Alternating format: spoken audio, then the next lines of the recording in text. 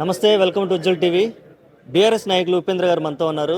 వారితో మాట్లాడి కేటీఆర్ గారు మొన్న ఏసీబీ విచారణ ఎదుర్కొన్నారు, నేడు ఈడీ విచారణ ఎదుర్కొంటున్నారు. అసలుకి రేపు మాపు అరెస్ట్ కూడా అంటున్నారు. మరి ఉపేంద్ర గారు ఏమనుకున్నారో వారి మాటలో తెలిసిన ప్రయత్నం చేద్దాం. సార్ నమస్తే అండి. కేటీఆర్ గారిని అరెస్ట్ చేసే అవకాశం ఉందా? ఇవాళ మళ్ళీ ఈడీ విచారణ ఎదుర్కొంటున్నారు కదా. ఇప్పుడు మొన్న ఏసీబీ విచారణకు అటెండ్ అయ్యారు. వాళ్ళు ఏ ప్రశ్నలు అడిగారో ఆ ప్రశ్నలు 50 ప్రశ్నలు 60 ప్రశ్నలు ఎన్ని ప్రశ్నలను అడగండి, అడిగిన వాటికి సంతృప్తిగా సమాధానం చెప్పాడు. కాబట్టి నేను ఏమంటున్నా, ఏసీబీ ఎఫ్ఐఆర్ తోటి ఈడీ ఎఫ్ఐఆర్ అయింది కాబట్టి వాళ్ళు కూడా మ్యాక్సిమం అవే ప్రశ్నలు ఉంటాయి. ఇంకా కొత్తగా చేయనికి ఏం లేదు అందులో. ఎందుకంటే ఏసీబీ అనేది యాంటీ కరప్షన్ బ్యూరో. ఈ కరప్షన్ అనే పదం వచ్చింది కాబట్టి మనం మాట్లాడాల్సి వస్తుంది. ఇక్కడ కరప్షన్ ఏం లేదని మేము అంటున్నాం మొదటి నుంచి కూడా. ఇక్కడ ఏదైతే అడ్మినిస్ట్రేషన్ గ్రౌండ్లో ఆ రోజు మంత్రిగా ఉన్నటువంటి కేటీ రామారావు గారు ఆ రోజు హైదరాబాద్ యొక్క ఇమేజ్ని తక్కువ చేయొద్దని చెప్పి ఆ రోజు డబ్బులు స్పాన్సర్డ్ వెనకకు పోయినప్పుడు వాళ్ళు కూడా విత్డ్రా అవుతుంటే మీరు ఏం విత్డ్రా కాకండి, మేము డబ్బులు ఏమైనా కావాల్సి ఉంటే ఇస్తాము, మీరు కంటిన్యూ చేయండి అని చెప్పేసి ఇక్కడ హెచ్ఎండిఏ వాళ్ళకి చెప్పడం ఆ తర్వాత జరిగిపోయింది. ఇక్కడ నుంచి పంపినామని మేము చెప్తున్నాం, తీసుకున్నామని కూడా వాళ్ళు చెప్పినారు. సీఈఓ మాకు డబ్బులు ముట్టాయని వాళ్ళు ఎకనాలెడ్జ్మెంట్ చెప్పినారు. కేటీఆర్ గారు అకౌంట్ లోకి అయితే డబ్బులు పోలేదు. నేను ఏమంటున్నా, ఇక్కడ డబ్బులు ఇక్కడ నుంచి ఓవర్సీస్ బ్యాంక్ నుంచి వెళ్ళాయి, అక్కడ తీసుకున్న వాళ్ళు కూడా ముట్టిరి అని చెప్తారు. ఎన్ని పైసలు అంటే 50 కోట్ల 55 కోట్ల ముచ్చటది, 45 కోట్లు ఏదన్నా కానీ ఇవన్నీ కూడా అక్కడ స్పష్టంగా జరిగింది. దీంట్లో లంచం ఏముంటది అనేది మా ఆర్గ్యుమెంట్. ఇక్కడ లంచం అనేది లేదు, లంచం ఇవ్వలేదు, తీసుకోలేదు. ఫస్ట్ పాయింట్ పర్సనల్ అకౌంట్ లోకి పోలేదు, ఎక్కడ లేదు. కేటీఆర్ బాంబార్ది అకౌంట్లకో, సడకున్ అకౌంట్లకో, మేనాలూన్ అకౌంట్లకో, అలా అన్నదమ్ముల అకౌంట్లకో, కిడ్ ప్రో కింద ఏమన్నా వచ్చినాయి అంటే అది కూడా లేదు. ఏం లేవు. సూట్ కేసులు పట్టకపోయింది లేదు, సూట్ కేసులు అసలు ఆ ముచ్చటే లేదు. సూట్ కేసులు జరిగిన వాటికే ఈ దేశంలో ఏం జరుగుతుందో దొరికిన కేసులకే దిక్కులేదు. ఇక్కడ ఈ కేసు ఏంది, ఈ కేసు నేరుగా అకౌంట్ టు అకౌంట్కి వెళ్ళింది. అయితే వాళ్ళు పెట్టినారు, పెడితే దానికి వాళ్ళ దగ్గర ఆన్సర్ లేదు. అంటే ఇన్వెస్టిగేషన్ ఎఫ్ఐఆర్ ఎన్సైక్లోపీడియా కాదు అని ఒక మాట మాట్లాడతారు. ఇన్వెస్టిగేషన్ తర్వాత జరుగుతుంది అని అంటారు. జరిగితే ఏమన్నా అందులో దొరికినప్పుడు చూద్దాము అని అంటారు. ఏది కూడా ఇన్వెస్టిగేషనే, ఏసీబీ ఇన్వెస్టిగేషన్లోనే ఉంది. ఇప్పుడు ఈడీ కూడా ఎంటర్ అయింది. ఇప్పుడు ఈడీ కూడా మేము ఏమంటున్నాం, ఇలా దేశంలో 5297 కేసులు ఇప్పటి వరకు రిజిస్టర్ అయినాయి భారతదేశంలో. అందులో 40 కేసులే ప్రూవ్ అయినాయి. అంటే 2% కూడా కావట్లే.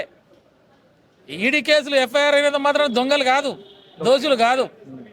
ఈడీ ఎఫ్ఐఆర్ అయింది కాబట్టి జైలుకు కూడా పంపొచ్చు కాక, రేపు పంపినా ఆశ్చర్యపోవాల్సిన అవసరం లేదు. ఎందుకంటే కవితక్కను కూడా పంపినారు కాబట్టి. దేశంలో చాలా మందిని పంపుతున్నారు. అంటే జైలుకు పోయి ఈడీ ఎఫ్ఐఆర్ అయింది, జైలుకు పోయింది కాబట్టి దొంగనడానికి లేదంటున్నా. ఎప్పుడు నీకు ఇన్వెస్టిగేషన్ అయిపోవాలి, కేసు కోర్టు ముందుకు రావాలి, కోర్టులో విచారణ చేపట్టాలి. అక్కడ సాక్ష్యాలు ఏవి, డాక్యుమెంటరీ ఎవిడెన్సా లేకపోతే ఓరల్ ఎవిడెన్సా, డాక్యుమెంటరీ ఎవిడెన్స్, ఇవన్నీ జరిగిన తర్వాత శిక్ష పడ్డప్పుడు కదా. ఇలా నీకు 5000 పైజీలకు కేసులల్లా 40 కేసులు పడ్డాయంటే ఏ పర్సెంటేజ్ ఉంది అంటే నీ చేతిలో ఈడీ ఉపయోగించడానికి ఒక అవకాశం ఉంది కాబట్టి మీరు ఉపయోగిస్తున్నారు. ఇక నిన్న చూసాం, అరవింద్ కేజ్రీవాల్ లెఫ్టినెంట్ గవర్నర్ ఢిల్లీ మళ్ళీ పర్మిషన్ ఇచ్చినాడు విచారణ. ఎందుకు? ఆయన ప్రాంతీయ పార్టీ, ఆయన ప్రశ్నిస్తున్నాడు. రేపు ఎలక్షన్ ఉంది, రేపు అక్కడ ఓడిపోయింది అనుకో ఆ పార్టీ, ఓడిపోతే వాళ్ళకి ఈ చంపపెట్టేలాగా ఉంటుంది కదా. కాబట్టి ఇతన్ని లోపల వేసేస్తే అయిపోద్ది. ఇక్కడ కేటీఆర్ కూడా ప్రశ్నలు బ్రహ్మాండంగా అడుగుతున్నాడు అంటే ప్రాంతీయ పార్టీలని. నాకు ఒక డౌట్ సార్, ఇప్పుడు తెలంగాణ రాష్ట్రంలో కేసీఆర్, కేటీఆర్, కవిత వీళ్ళే పెద్ద సమస్యగా మారారా రాష్ట్ర అభివృద్ధికి? ఏమన్నా రాష్ట్ర అభివృద్ధి అనేది కాదు, ఇక్కడ ఏంటంటే ఒక ప్రాంతీయ పార్టీలను లేకుండా చేయాలనేది ఒక నేషనల్ కాన్సెప్ట్ ఉంటుంది. ఉంటే కాంగ్రెస్ లేదంటే భారతీయ జనతా పార్టీ అనేది వాళ్ళ ఎజెండా లాగా మనకు అనిపిస్తుంది. ఎందుకంటే ప్రాంతీయ పార్టీల నాయకుల మీద కేసులు పెడతా ఉన్నారు. ఆ కేసులు కూడా ఒక్కటి కూడా ప్రూవ్ కావట్లే కదా. నువ్వు మనీ లాండరింగ్ పెట్టినప్పుడు డబ్బు రికవరీ చేయాలి కదా, అది కూడా పెద్దగా కనపడట్లే. శిక్షలు పడ్డాయంటే అవి కనపడట్లే. 5300 కేసులలో 40 కేసులు ప్రూవ్ అయినాయి అంటే దాన్ని మిగతా కేసులు ఏమైనట్టు, ఎక్కడ పోయినట్టు? అంటే మనకి ఏం అర్థమవుతుంది అంటే వాళ్ళని భయపెట్టాలి. అక్కడ మమతా బెనర్జీ ఉంది, అక్కడ మన అఖిలేష్ ఉన్నాడు, ఇక్కడ కేసీఆర్ ఉన్నాడు, అక్కడ అరవింద్ ఉన్నాడు, ఇట్లా ఆర్జేడీ లల్లు ప్రసాద్ ఉన్నాడు. ఎక్కడెక్కడైతే ప్రాంతీయ పార్టీలు ఉంటాయో వాళ్ళని అంటే మనకు కనిపిస్తున్నది, ఇక అర్థమవుతున్నది. బీజేపీ కాంగ్రెస్ రెండు ఒకటే, ఇదంతా గేమ్ చేంజర్. ఏసీబీ అనేది రాష్ట్ర ప్రభుత్వం అయితే ఈడీ అనేది కేంద్ర ప్రభుత్వం. అండర్స్టాండింగ్ లో వస్తున్నారేమో అని మేము అనుకుంటున్నాం ఇప్పుడు.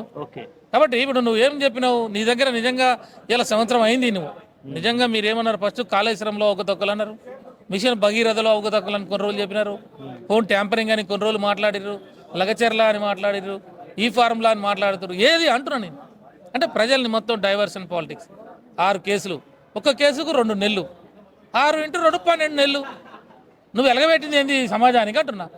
తెలంగాణ ప్రజలకి కాంగ్రెస్ పార్టీ అధికారంలోకి వచ్చినాక ఒక మంచి పని ఏంటి, ఒక కట్టడం ఏంటి, ఏమైనా ప్రాజెక్టులు కట్టి ఏమైనా నీళ్లు ఇయనికి ఏమైనా ప్రయత్నం చేస్తున్నారా, లేకపోతే బీసీల జీవితాలు మార్చడానికి ఏమైనా రిజర్వేషన్లు ఏమైనా పెంచినారా, లేకపోతే హాస్టళ్లలో సొంత బిల్డింగ్లు కట్టినరా, ఫీజు రీయింబర్స్మెంట్ డబ్బులన్నీ రిలీజ్ చేసినారా? ఇలా మేము 300 మందికి మహాత్మా జ్యోతిరావు ఓవర్సీస్ స్కాలర్షిప్ పెట్టి తమ్మి 20 లక్షల రూపాయలు బీసీ పిల్లలకి 300 మంది సంవత్సరానికి ఇచ్చాం. ఆ పిల్లలు పేదరికంతో కులం పేరుతోటి చదువు లేక ఆగిపోవద్దు వాళ్ళ ఎడ్యుకేషన్ అని చెప్పి, వాళ్ళు ఇతర దేశంలో అవకాశం వచ్చినా కూడా పేదరికంతో ఆగిపోవద్దు అని చెప్పి వాళ్ళకి 20 లక్షల రూపాయలు మనం ఏనికి సిద్ధపడ్డాం, ఇచ్చినాం కదా, పోయి చదువుకున్నారు కదా. మేము 300 మందికి ఇస్తే నువ్వు 600 మందికి ఇవ్వయి. నువ్వు ఎంఎస్పీ ఇస్తావు, పంటలకి మద్దతు ధర ఇస్తావు, మాకన్నా ఎక్కువ, కాటన్కి ఎక్కువ, మిర్చికి ఎక్కువ, వరికి ఎక్కువ, అన్ని పంటలకి నువ్వు ఎంఎస్పీ ఇస్తావు కదా, మినిమం సపోర్టింగ్ ప్రైస్ ఇస్తాన్నాడు కదా. ఇవాళ ఇవ్వట్లేదు కదా, నువ్వు సన్న ఓట్లకే ఇస్తానన్నావు. నువ్వు చెప్పాలి కదా ఏదో ఒకటి, ఇగో నేను మీకనేది మంచిగా చేసిన, కాంగ్రెస్ పార్టీ వల్ల ఈ తెలంగాణ ప్రజలకి మేలు జరిగింది, ఈ ఉపయోగం జరుగుతున్నది, మీ వల్ల జరిగింది అని. ఏది ఎక్కడ చేసిరు మీరు? ఒక్క పనన్నా చేసిరా మీరు? విద్యార్థులు రోడ్ల మీదకి వచ్చే పరిస్థితి చేస్తారు, నిరుద్యోగులకి వాళ్ళ భుజాల మీద నువ్వు కాలు పెట్టి పైకి వచ్చి సీట్లో కూర్చుంటివి. తర్వాత జీవో 29 తీసుకొచ్చివి, బీసీ ఎస్సీ ఎస్టీలకు అన్యాయం చేయడానికి ప్రయత్నం చేసేవి. వాళ్ళందరూ కూడా ధర్నాలు చేస్తే వాళ్ళనే కొట్టబడితేవి, జైల్లో పెట్టబడితేవి. విద్యార్థులు నిరుద్యోగులకు వచ్చి నిరుద్యోగుల భృతి ఇస్తా అన్నావు, పోనీ ఇచ్చినావా వాళ్ళకి? పోనీ 10 లక్షల రూపాయలు ఇంక యువ డిక్లరేషన్ అయినా చక్కదనానికి యువ డిక్లరేషన్ అని ఇచ్చినాడు, ఎక్కడ వరంగల్ను ఎన్నో అన్ని బాండ్ పేపర్ల మీద రాసి 10 లక్షల రూపాయలు ఇస్తాడు ఒక్కొక్కరు.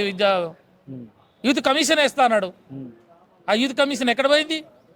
10 లక్షల రూపాయలు ఒక నువ్వు చదువుకొని బీటెక్ చదువుకుంటే నీకు 10 లక్షలు వస్తాయి, ఇచ్చిండు అవనికన్నా? నిరుద్యోగ భృతి ఇచ్చిండు అవనికన్నా? ఇయ్యలే.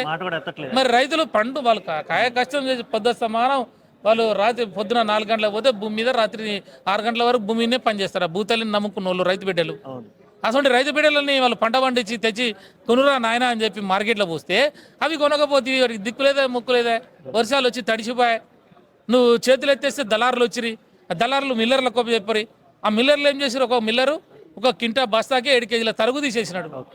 కడుపు కాల్చుకొని రక్తాన్ని చెమటగా మార్చి 24 గంటలు భూమి మీద పనిచేసిన రైతు సోదరుడు మిగతా ఏ ఫ్యాక్టరీ వాడు ఈ వాచ్ తయారు చేసినాడు వాడు దీని ధర నిర్ణయిస్తాడు, ఆ కెమెరా తయారు చేసినాడు దాని ధర నిర్ణయిస్తాడు, ఈ షర్ట్ తయారు చేసినాడు దీని ధర నిర్ణయిస్తాడు, ఈ స్పీకర్ తయారు చేసినాడు దాని ధర నిర్ణయిస్తాడు. కానీ పండించిన రైతుకి దాని ధర అతను నిర్ణయించలేడు, దాని ధర ప్రభుత్వం నిర్ణయించాలి. ఇది కదా రైతు యొక్క గోస ఈ దేశంలో. ఎవడు పట్టించుకోవాలి ఈ రైతుని? ఇలా దేశంలో మీరు పట్టించుకోకపోతే రాష్ట్రంలో పట్టించుకోకపోతే ఆ బిల్లర్లు మొత్తం 7 కేజీలు ఎమ్మటి వాడు ఊకునే ఆడ కూర్చొనే వ్యాపారం అని చేస్తే వాడు 7 కేజీల తరగని తీసే. ఒక క్వింటాలకి 7 కేజీలు పోయినాక వానికి ఏం మిగులుతుంది? రైతు ఆత్మహత్యలు ఆకలి చావులు కాకపోతే. కాబట్టి నేను ఏమంటున్నా, రైతు ఏడ్చిన రాజ్యము ఎద్దేడ్చిన వ్యవసాయం బాగుపడదని చెప్పి పెద్దలు చెప్పినారు. కాబట్టి మీరు రైతుల్ని కూడా ఉద్ధరించింది లేదు కదా. నీ ఏ వర్గాన్ని నువ్వు బాగు చేసినామని మేము అంటున్నాం. ఒకవేళ కేటీఆర్ గారు అరెస్ట్ అయితే నెక్స్ట్ ఎలా ఉండబోతుంది స్టాండ్ టీఆర్ఎస్? కేటీఆర్ గారు అరెస్ట్ అయితే సుప్రీం కోర్టు ఉన్నది. కవిత గారిని అరెస్ట్ అని తిప్పినారు, ఢిల్లీకి 5 సార్లు 6 సార్లు తిప్పినారు. పోయినాము, ఫోన్లు ఇవ్వమన్నారు, ఇంకేదో ఇవ్వమన్నారు, అన్ని ఇచ్చినాము. తర్వాత అరెస్ట్ కూడా చేసుకుంటాను చేసిర్రు. ఏమైంది? జైల్లో పెట్టిర్రు. తర్వాత సుప్రీంకోర్టులు ఉన్నాయి కదా, సుప్రీంకోర్టు బెయిల్ పిటిషన్ ఆర్గ్యుమెంట్ సమయంలో ఎన్ని ప్రశ్నలు లేవనెత్తారు. ఏ అధికారంతో నువ్వు వాళ్ళని జైల్లో పెట్టినావని అడిగితే సమాధానం లేదు వాళ్ళ దగ్గర, ఇంటి దగ్గర. నీకాడ ఏం సాక్ష్యం ఉన్నది? నువ్వు విచారణలో చేయడానికి ఇన్ని రోజులు ఎందుకు టైం తీసుకున్నావు? కొండందో ఎలకను పట్టినట్టు నీ ఇన్ని రోజులు ఎన్ని పేజీలో ఛార్జ్ షీట్ ఫైల్ చేసిరా దగ్గర? ఎక్కడ కూడా సాక్ష్యం లేదు. ఆఖరికి సుప్రీంకోర్టు తోటి చివాట్లు తిన్నారు. సుప్రీంకోర్టు బెయిల్ ఇచ్చింది ఈడీ కేసులో, సుప్రీంకోర్టు ఇచ్చింది కవిత గారికి. అట్లనే కేటీఆర్ గారు కూడా మేము మాకున్న అవకాశాలను ఉపయోగిస్తాం. మరి చట్టాల మీద గౌరవం ఉన్నది, మా కోర్టుల మీద నమ్మకం ఉన్నది, ఈ దేశంలో రాజ్యాంగం ఉన్నది, దాన్ని ఉపయోగిస్తాం. కేటీఆర్ గారిని అరెస్ట్ చేసినా ఇంకెవరిని అరెస్ట్ చేసినా చట్టాలు ఉన్నాయి కదా. అరవింద్ కేజ్రీవాల్ని వేసిండు లోపల, ఒక రాష్ట్ర ముఖ్యమంత్రి ఉన్నాడు. ఇప్పుడు కేటీఆర్ అన్న మాజీ మంత్రి, కానీ అరవింద్ కేజ్రీవాల్ కాడ మనం ఢిల్లీలో పోయి చూసినప్పుడు ఆయన రాష్ట్రానికి ప్రజెంట్ ముఖ్యమంత్రి ఉండి ఆయన విధులు నిర్వర్తిస్తున్న ముఖ్యమంత్రిని, అక్కడ ఉన్నటువంటి ఇంకా ఎడ్యుకేషన్ మంత్రినో హెల్త్ మంత్రినో 2-3 మంత్రుల్ని లైవ్ ఉన్న వాళ్ళని వేసినారు లోపల. అరవింద్ గారు వేసినారు కదా కేజ్రీవాల్ని. ఏమైంది? అరవింద్ కేజ్రీవాల్ పెట్టినట్టుగా ఆర్గ్యుమెంట్ చెప్పుకున్నాడు, సుప్రీంకోర్టులో బెయిల్ వచ్చింది. కేటీఆర్ గారికి కూడా అంతే. ఒకవేళ నువ్వు చేస్తే ఇంకేం చేసినా కూడా ఇక్కడ బెయిల్స్ కోర్ట్స్ అనేవి ఉన్నాయి. మేము గౌరవిస్తాం, తప్పకుండా మా లీగల్ సెల్ ఉన్నది, మేము ఆర్గ్యుమెంట్ చెప్పుకుంటాం, మేము బయటకు వస్తాం. ఓకే. కేటీఆర్ గారు ఈడీ విచారణకి అటెండ్ అయిండు, 50 ప్రశ్నలు అడిగిండు, లేకపోతే జైలుకు పోయిండు కాబట్టి దొంగ, జైలుకు పోయిండు కాబట్టి దోషి, నేను శిక్ష వేస్తా, ఇవన్నీ నీ చేతిలో లేవు. అది కాబట్టి నేనేమంటున్నా, రాజ్యాంగం ఈ చట్టం అనేది అందరికీ సమానంగా ఉన్నది ఈ దేశంలో.